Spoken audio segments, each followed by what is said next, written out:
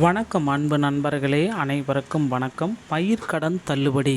தமிழகம் பயிர்க்கடன் தள்ளுபடி புதிய மறுபட்டியல் மற்றும் முழு விவரங்களை பற்றி தான் இந்த ஒரு வீடியோ காணொளி உங்களுக்கு விளக்கப் போகிறதுங்க. தமிழகத்தில் பயிர்க்கடன் தள்ளுபடிக்கான புதிய பட்டியலை வெளியிட போகிறாங்க முதல்வர் விஜய் அவர்கள். முதல்வர் விஜய் அவர்கள் புதிய பட்டியலுக்கு உண்டான காலங்கள் எல்லாமே வந்தாச்சு. புதுசாக மீண்டும் பார்த்திங்கன்னா கோடிக்கணக்கில் விவசாயத்திற்கு ஒதுக்க போகிறதா முடிவுகள் வந்தாச்சு.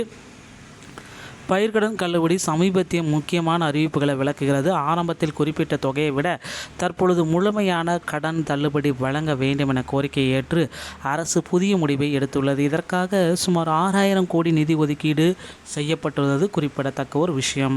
சுமார் 14.43 லட்சம் விவசாயிகள் பயன்பெறும் வகையில் மறுசீரமைக்கப்பட்ட பட்டியல் தயாரிக்கப்பட்டுள்ளது.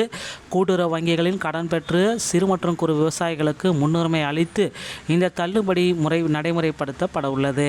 தகுதியுள்ள பயனாளிகள் விவரங்கள் மற்றும் இந்த திட்டம் செயல்படுத்தப்படும் விதம் குறித்து இதில் விரிவாக குறிப்பிடப்பட்டுள்ளது.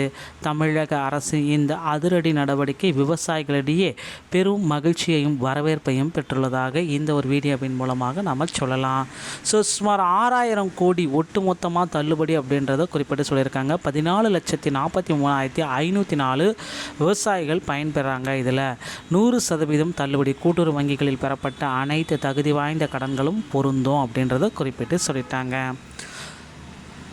முழுமையான தள்ளுபடியை நாங்கள் இதில் கொடுப்போம். விவசாய கடன்களில் தள்ளுபடிக்கு உண்டான காலக்கெடு ஆரம்பம் பார்த்திங்கன்னா 50,000 ஸ்டார்ட் பண்ணாங்க. சிறு மற்றும் குறு விவசாயிகளுக்கு பயிர்க்கடன் தள்ளுபடி என அறிவிக்கப்பட்டது.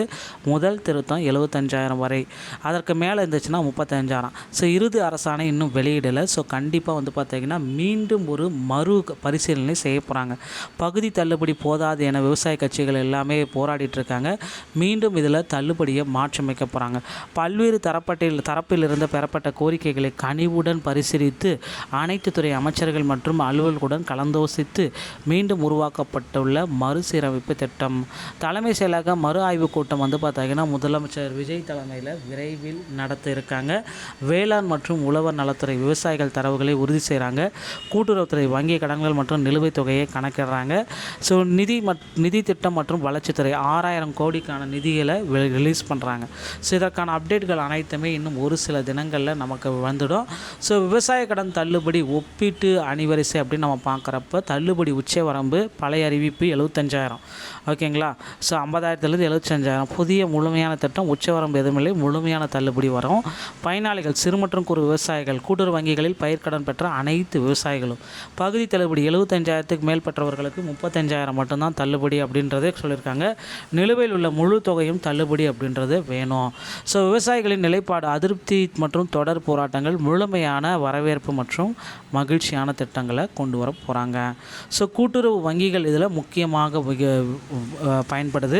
இந்திய ரிசர்வ் வங்கி சுற்றறிக்கை 281 படி கெடுபிடி விவசாயிகள் பயிர்க்கடன் தள்ளுபடிக்கான முழு தொகையை மாநில அரசு 45 60 நாட்களுக்குள்ளார கூட்டுறவு வங்கிகளுக்கு முழுமையாக செலுத்தப்பட வேண்டும். தற்பொழுது இக்கட்டான நிதி மற்றும் நிதி ஆதாரங்களுக்கு மத்தியில் விவசாயிகளின் நலன் கருதி இந்த மாபெரும் சுமையை உடனடியாக ஏற்கிறது. விளைவு கூட்டுறவு சங்கங்களின் நிதி பாதிக்கப்படாமல் விவசாயிகளின் கடன் சுமையை உடனடியாக தீர்க்கப்படுகிறது. தமிழ்நாடு மாநில கருவூலத்தின் மூலமாக 6000 கோடி இதற்காக நிதி ஒதுக்கப்பட்டிருக்கு. ரிசர்வ் வங்கியுடைய சுற்றறிக்கையின் வழிகாட்டுதலின்படி இதை செயல்படுத்துகிறோம் அப்படின்னு சொல்கிறாங்க.